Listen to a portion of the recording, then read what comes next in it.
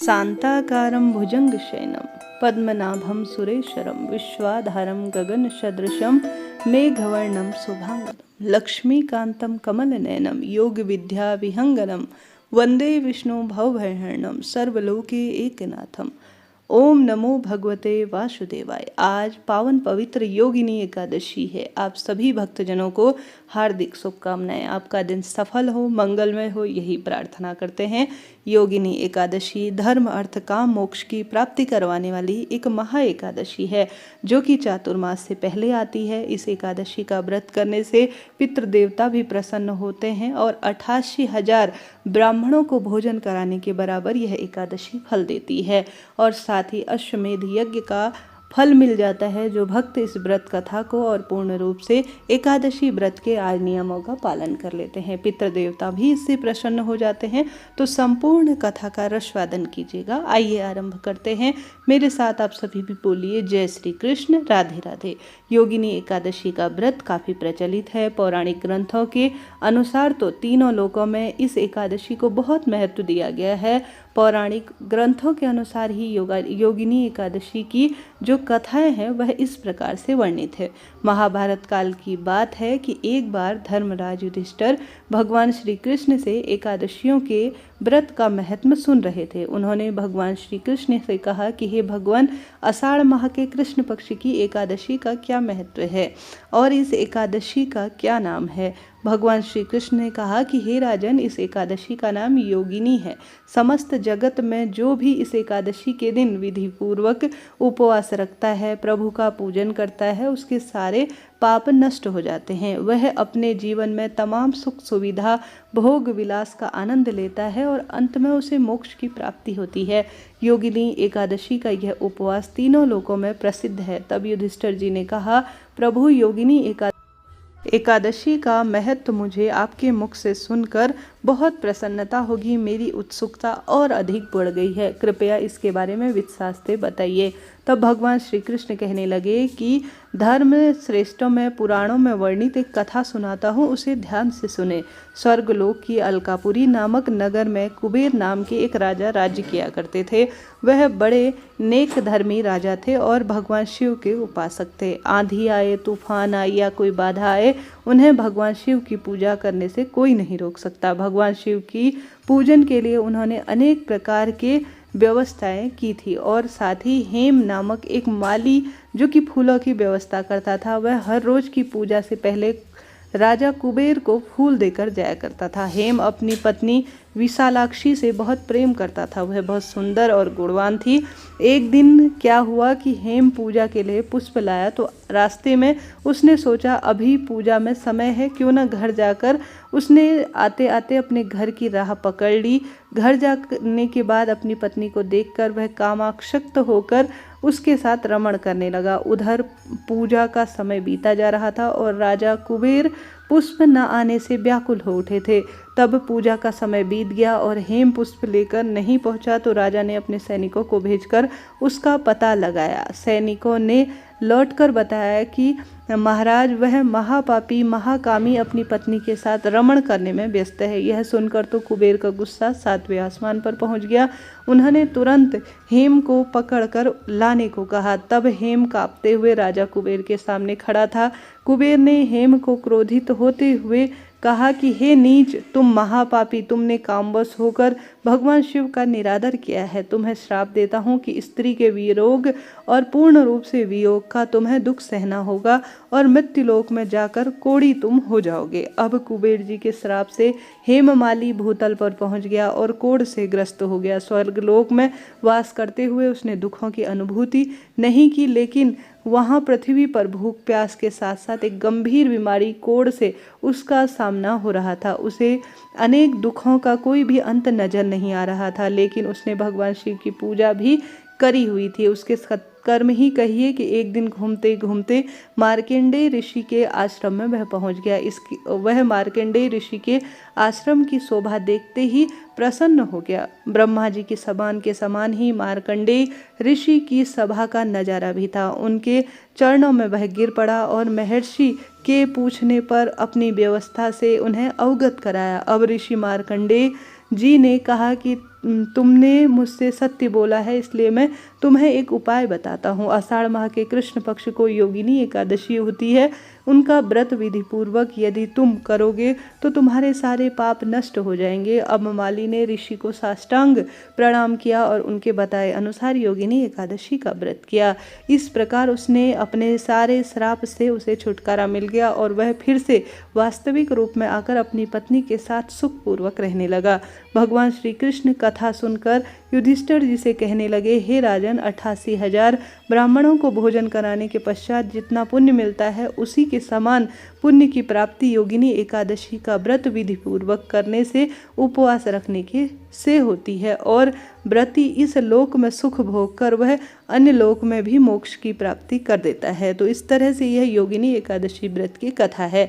अब आइए श्रवण करते हैं योगिनी एकादशी से संबंधित कुछ अन्य विशेष जानकारी। योगिनी एकादशी के उपवास की शुरुआत दशमी तिथि की रात्रि से ही हो जाती है। व्रती को दशमी तिथि की रात्रि से ही तामसिक भोजन का त्याग कर सादा भोजन ग्रहण करना चाहिए और ब्रह्मचर्य का पालन करना चाहिए। जमीन पर ही व्यक्ति सोए, प्रातःकाल उठकर नित्य कर्म से मुक्त होकर स्नान इत्यादि के पश्चात व्रत का संकल्प ले, कुंभ स्थापना कर उस पर भगवान विष्णु की मूर्ति रखकर उसकी पूजा करे, भगवान नारायण की मूर्ति को स्नान कराकर भोग लगाए, पुष्प धूप दीप आरती उतारे, पूजा स्वयं भी कर सकता है और किसी ब्राह्मण द्वारा भी वह करवा सकता है।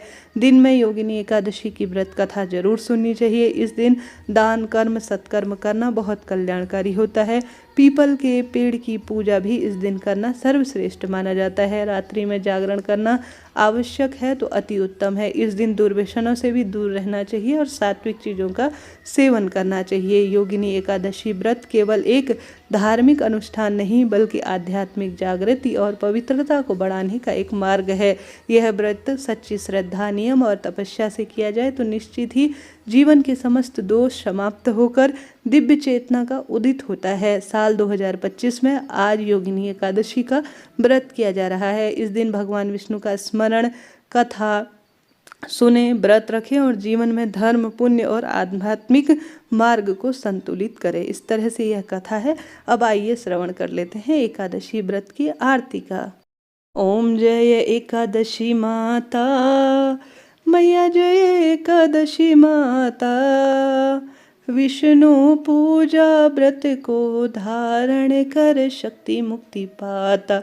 ओम जय एकादशी माता, तेरे नाम गिनाऊं देवी, भक्ति प्रदान करनी मैया, भक्ति प्रदान करनी, गण गौरव की देनी माता, शास्त्रों में भरनी। ओम जय एकादशी माता, मार्गशीर्ष के कृष्ण पक्ष की उत्पन्ना विश्वतारिणी जन्मी मैया, विश्वतारिणी जन्मी, शुक्ल पक्ष में हुई मोक्षदा, मुक्तिदाता बन आई। ओम जय एकादशी माता, पौष के कृष्ण पक्ष की सफला नामक है मैया, सफला नामक है, शुक्ल पक्ष में हो ये पुत्रदा, आनंद अधिक रहे। ओम जय एकादशी माता, नाम 60 तिला माघ मास में कृष्ण पक्ष आवे मैया, कृष्ण पक्ष आवे, शुक्ल पक्ष में जया कहावे, विजय सदा पावे। ओम जय एकादशी माता, विजया फाल्गुन कृष्ण पक्ष में शुक्ला आम्ल की है मैया, शुक्ला आम्ल की है, पाप मोचिनी कृष्ण पक्ष में चैत्र महाबली की। ओम जय एकादशी माता, चैत्र शुक्ल में नाम कामदा, धन देने वाली मैया, धन देने वाली, नाम वरुथिनी कृष्ण पक्ष में बैसाख माह वाली। ओम जय एकादशी माता, शुक्ल पक्ष में हो ये मोहिनी, अपरा कृष्ण पक्षी मैया अपरा ज्येष्ठ कृष्ण पक्षी।